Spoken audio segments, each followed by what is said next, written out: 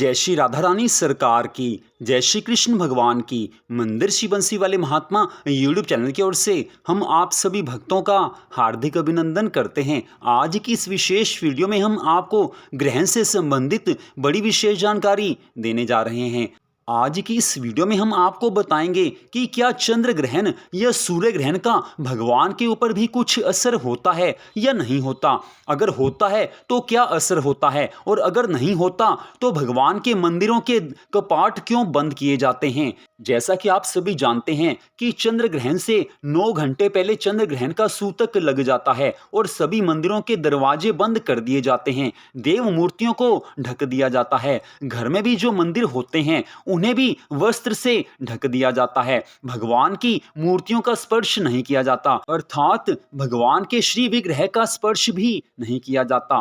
तो इसका मतलब तो यही निकलता है कि भगवान पर भी चंद्र ग्रहण का या सूर्य ग्रहण का असर पड़ता है। ये सारी जानकारी हम आपको यहाँ पर बिल्कुल साफ साफ स्पष्ट शब्दों में देने जा रहे हैं कि भगवान के ऊपर चंद्र ग्रहण का या सूर्य ग्रहण का असर होता है या नहीं होता। तो सबसे पहली बात तो ये है कि 28 अक्टूबर दिन शनिवार को चंद्र ग्रहण लगने जा रहा है। जी हां, 28 अक्टूबर दिन शनिवार को मध्य रात्रि 1:05 से लेकर मध्य रात्रि 2:24 तक ये चंद्र ग्रहण लगेगा। संपूर्ण भारत में ये चंद्र ग्रहण लगने जा रहा है। इस चंद्र ग्रहण का सूतक 28 अक्टूबर दिन शनिवार को सायंकाल 4:05 पर आरंभ हो जाएगा, और जैसे ही सूतक आरंभ होता है उसी समय मंदिरों के कपाट बंद कर दिए जाते हैं, देव मूर्तियों को ढक दिया जाता है। तो अब यहाँ पर प्रश्न आता है कि क्या भगवान पर भी चंद्र ग्रहण का असर होता है, क्योंकि मंदिरों के दरवाजे तो बंद कर दिए जाते हैं। तो हमारे हिंदू धर्म ग्रंथों के नियमों के आधार पर हम आपको यहाँ पर स्पष्ट बता रहे हैं कि भगवान के ऊपर किसी भी ग्रहण का कोई भी असर नहीं हो सकता। जी हाँ, भगवान के ऊपर ना चंद्र ग्रहण का असर होता है और ना ही सूर्य ग्रहण का असर होता है। भगवान के ऊपर किसी भी ग्रहण का कोई भी असर नहीं हो सकता।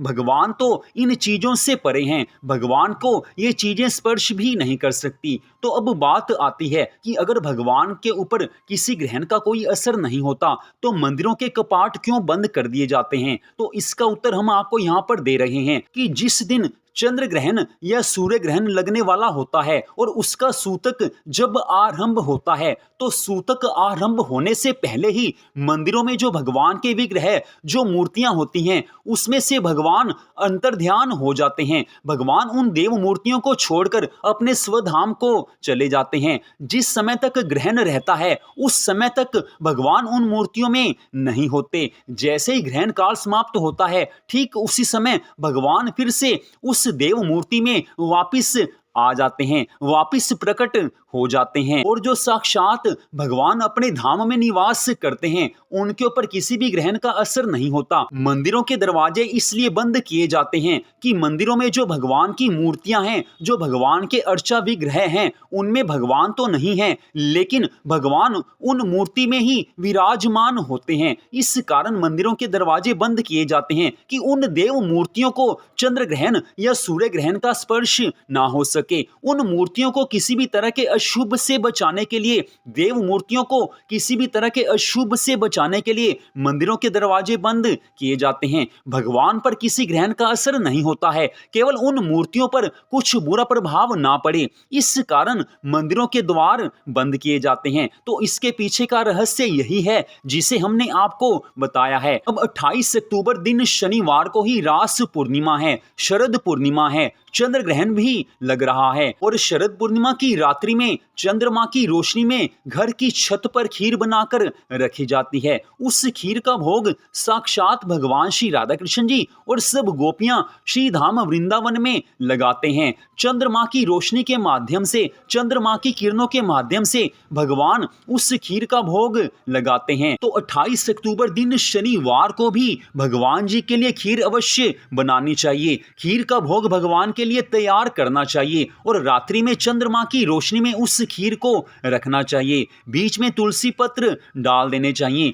उस खीर के ऊपर किसी भी ग्रहण का कोई असर नहीं हो सकता। उस खीर के ऊपर चंद्र ग्रहण का कोई असर नहीं हो सकता, क्योंकि वो भगवान के लिए तैयार किया गया भोग है। उसमें श्रद्धा भावना है, वो केवल भगवान के लिए है। और हर शरद पूर्णिमा की रात्रि में श्री धाम वृंदावन में भगवान श्री राधा कृष्ण जी की और सब गोपियों की रास लीला होती है। उस रास लीला में ही भगवान अपने भक्तों को देखते हैं कि मेरे किस किस भक्त ने कहां कहां पर चंद्रमा की रोशनी में हमारे लिए खीर का भोग तैयार करके रखा है, और भगवान उस खीर का भोग चंद्रमा की किरणों के माध्यम से लगाते हैं। तो 28 अक्टूबर दिन शनिवार को भी भगवान उसका भोग अवश्य लगाएंगे ही लगाएंगे। तो आपसे निवेदन है कि आप भी भगवान की प्रसन्नता के लिए, भगवान को भोग लगाने के लिए खीर अवश्य बनाइए। उसमें तुलसी पत्र डालकर चंद्रमा की रोशनी में उसे रात्रि भर रख दीजिए। सुबह आप उसे प्रसाद रूप में खा लीजिए। परिवार में खुशियां आएंगी,